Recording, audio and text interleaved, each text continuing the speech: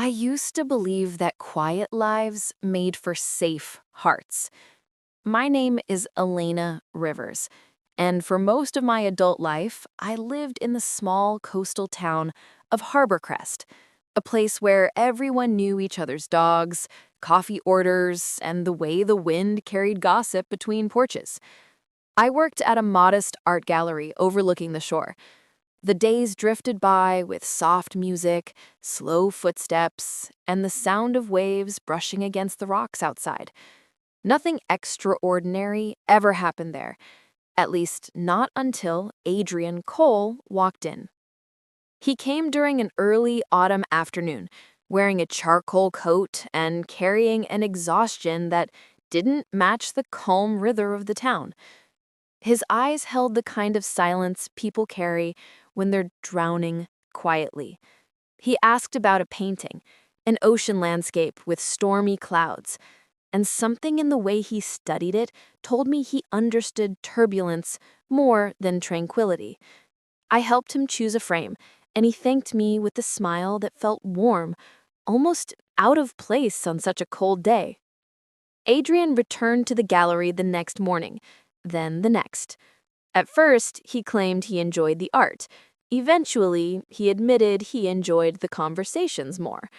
We talked about books, music, and the kind of dreams adults usually pack away in boxes labeled, maybe one day.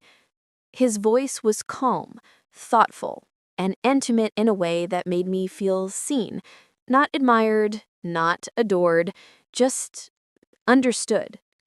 I hadn't expected connection. I certainly hadn't been searching for it. After years of building a small, predictable life, romance wasn't on my list of priorities. Yet with Adrian, something felt different. He listened, truly listened, in a world where most people only waited for their turn to speak. I felt myself becoming lighter around him, more open, more curious. We shared coffee runs, seaside walks, and late-night conversations about everything and nothing. But the closer he came, the more shadows appeared behind him. It happened one evening after he invited me to his rented cottage on the cliffside. The place was quiet, with soft jazz playing and dinner already set on the table. We talked for hours about fears, about regrets, about second chances. When the night grew colder and the waves crashed louder, he took a deep breath and stared into his hands. "Elena, there's something I should have told you earlier," he said softly. My heart tightened before he even continued. "I'm married." My world stopped. I didn't speak. I couldn't. The room felt smaller, the walls closer. He explained that his marriage had been empty for years, a home filled with silence instead of companionship. He claimed they lived as strangers for the sake of their teenage son. He told me he didn't plan for this, for me, and he apologized again and again, as if the word could patch the crack slicing through my chest. I walked out. The cold air outside felt sharp, almost punishing. The sea crashed violently against the rocks, mirroring the storm inside me. I heard him call my name, but I kept moving. That night, I lay awake staring at the ceiling, asking myself why life brings people into our path only to break something we weren't ready to lose. For days, I avoided him. I avoided the gallery. I avoided everything that reminded me of the way his presence had filled a loneliness I pretended didn't exist. But emotions are stubborn things, because even through the anger and betrayal, I missed him. The next week passed like a blur of unfinished thoughts and questions I didn't want to face. Harborcrest was small, which meant avoiding Adrian was close to impossible. I switched shifts at the Bowery, started taking morning walks instead of evening ones, and even changed the cafe I usually visited just to avoid seeing him. Still, he found his way back into my thoughts, quietly, stubbornly, and painfully. On the fifth day, he showed up outside the gallery. I had just locked the door when I saw him standing across the street. He didn't move, didn't call my name, just waited. Something in his expression, exhaustion mixed with apology, made my resolute tremble. I could have walked away. I probably should have. But instead, I stood there frozen as he slowly crossed towards me. "Elena," he said, voice low, unsure, "please, can we talk?" I hesitated, then nodded, opening the gallery door again. We stood inside, surrounded by paintings that suddenly felt like strangers. For a moment, we just stared at each other. "I never meant to hurt you. You have to believe that." I sighed, leaning against the counter. "Intent doesn't change the truth, Adrian. You should have told me from the start." "I know," he whispered. I didn't expect you." His honesty stung more than his silence. We talked for nearly an hour. He didn't defend himself. He didn't blame circumstances. He simply admitted the truth. He cared for me deeply, but he also couldn't leave his son, his responsibilities, or the life he'd built. I appreciated the sincerity, but it didn't make anything easier. "You're asking me to accept being hidden," I said quietly. "I'm asking you not to walk away." It should have been simple. It should have been a clear no. But loneliness complicates logic, and feelings, those stubborn, reckless things, don't listen to the part of the brain that knows better. Against my own judgment, I let him stay in my life. Our meetings changed after that. We spent time together, but always behind closed doors. Dinners at his cottage, long late-night talks, and soft moments that felt real but were wrapped in secrecy. I knew I was stepping into a shadowed world, but I convinced myself that small pieces of him were better than losing him entirely. Weeks turned into months. He visited Harborcrest twice a month, staying for only a day or two at a time. I adjusted my schedule around his visits. I stopped joining my friends on Friday nights. I stopped painting. I stopped reading on the beach. My world shrank to the size of his presence and absence, always waiting, always hoping. Some nights, after he left, I sat beside the window, staring at the flickering streetlights. My reflection in the glass never looked like the girl I used to be. She looked tired, carved out, hollow in ways she couldn't explain. One evening, I found myself standing at the pier, the wind chilling my hands as I tried to reason with my own heart. "Is this love, or is it dependency?" I whispered to the waves. No answer came. But the truth echoed inside me. I was falling apart, piece by piece, in the quiet spaces between his visits. Yet every time he knocked on my door, every time he brought candlelit dinners or stories about work or gentle touches that made me melt, I let myself believe, just for a moment, that he mattered to me more than I really did. Deep down, I knew something had to change, but I was too scared to imagine a life without him. Little did I know, the breaking point was closer than I realized. Winter arrived early in Harborcrest that year. The air turned sharp, the sea grew restless, and for the first time in my life, I felt completely out of rhythm with my own world. Adrian visited less often. Work, family events, unexpected delays.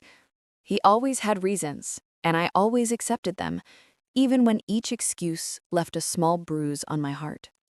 One evening, after nearly 3 weeks of silence, he finally sent a message. "I'm coming tonight. I miss you." The words should have lifted me. Instead, they made my chest ache. I realized how hungry I'd become, not for love, but for crumbs of it. When he arrived, he greeted me with flowers and a kiss on my forehead, as if we were living in our own little universe. But something in me felt distant, like my heart had moved a few steps back without asking permission. He noticed. "What's wrong?" he asked, concern lining his voice. Nothing, I lied, even though everything inside me was unraveling. Later, while he cooked dinner in my small kitchen, I watched him move around with an ease that felt almost too practiced. This wasn't new to him, balancing two worlds, walking between truths and half-truths, but it was new to me. I realized I had been the only one losing pieces of myself. After dinner, we sat on my couch, his arm draped around me, warm and familiar, but my thoughts drifted. The silence between us wasn't peaceful anymore. It was heavy. Elena, you're fading from me. Tell me what's going on. Something inside me cracked. Do you ever think about the future? About us in the daylight? He didn't answer right away. His pause was an answer itself. I think about you more than you know, but my life is complicated. And I'm not? My voice trembled. He looked down. I never wanted you to feel second, but I am second. No, worse, I'm hidden. His silence stung more than any truth could have had. I stood up, pacing toward the window. Outside, the street lamps flickered as snow began to fall. I pressed my palms against the cold glass, trying to breathe. Adrian, I don't even recognize myself anymore. I wait for you. I plan my gaze around you. I'm afraid to make plans without asking myself whether you'll appear. He stood behind me, close enough to feel, but not enough to comfort. Elena, I love you. If you loved me, you would choose me, not in secret, not in pieces, fully. His expression softened with guilt, a kind that held no solutions. My son, he still needs his home to stay whole. I can't do that to him. A familiar ache spread through me. I'd heard versions of this before, but this time the words didn't wound. They clarified. And what am I supposed to do? Live on the edges of your life? Wait for moments? Pretend this is enough? He didn't respond. And in that silence, I finally saw the truth I'd been avoiding. He wasn't a cruel man. He wasn't a liar. He was simply someone who could never fully be mine. We talked for hours after that, softly, painfully, honestly. But by the end of the night, I felt something shift inside me. A line I hadn't noticed before had been crossed, not by him, but by my own heart. As he left my apartment, he whispered, "Please don't give up on me." I watched him walk away through the falling snow. I didn't answer, because for the first time, I wasn't sure if I had anything left to give. Where the light returned. Spring arrived slowly in Harborcrest, as if the season itself hesitated to touch the parts of me that winter had hollowed out. After that night with Adrian, something inside me shifted, not abruptly, but gradually, like a quiet tide pulling away from the shore. We didn't end things officially, but we stopped talking, not by decision, but by exhaustion. The first few weeks were the hardest. I woke up reaching for my phone, expecting messages that no longer came. I found myself walking past places we used to meet, only to feel a sharp pinch of sadness. I tried to stay busy at the gallery, but even art felt distant. My friends noticed I wasn't myself. They didn't know the details, only that I was grieving something I couldn't explain. One afternoon, after finishing my shift, I wandered to the harbor. Boats rocked gently against the docks, their ropes creaking softly in the breeze. I sat on a bench and let the sunlight warm my face. It had been so long since I'd felt warmth without guilt attached to it. I sat there until I noticed a familiar voice behind me. "Elena, hey, you okay?" I turned to see Lucas Hart, a man I recognized from the local bookstore. We had crossed paths a few times, never more than polite greetings. He carried a backpack and a book tucked under his arm, the way people do when the world of pages is more comforting than the real one. "I'm trying to be," I said honestly. He smiled gently and asked if he could sit. Something about his presence was calm, grounded, not trying to fix, not trying to pry, just there. We talked about small things at first: the weather, books, the town slowly waking up from winter. Then the conversation drifted deeper: dreams we'd forgotten, goals we hadn't touched, the quiet wars people fight within themselves. For the first time in a long while, I spoke freely. Over the next weeks, Lucas and I crossed paths more often, sometimes by coincidence, sometimes by intention. He invited me to join a weekend book club he ran at the cafe. I went, not for him, but because my life needed something new, something mine. Slowly, I rebuilt pieces of myself. I began reading again, painting again, smiling without forcing it. I spent evenings with friends, exploring new places, rediscovering the parts of me I had neglected. The air felt lighter. My steps felt less uncertain. One evening after a book club session, Lucas and I walked along the pier. The sky glowed with lavender and gold, the kind of beauty you only notice when your heart starts healing. He paused and looked at me. "You seem different lately. Lighter." "I feel different," I said softly. "I think I finally stopped waiting for something that wasn't mine." He nodded, not asking for more. I appreciated that. After a moment, he said, "You know, sometimes we confuse pain with love just because pain feels familiar. But real love, healthy love, never needs to hide." His words stayed with me long after we said goodbye. Weeks passed, our friendship deepened. He was gentle, patient, steady, a stark contrast to the emotional chaos I'd endured. He never pushed. He never demanded answers.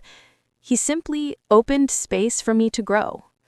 One late afternoon, as we sat near the water sharing a quiet moment, he turned to me.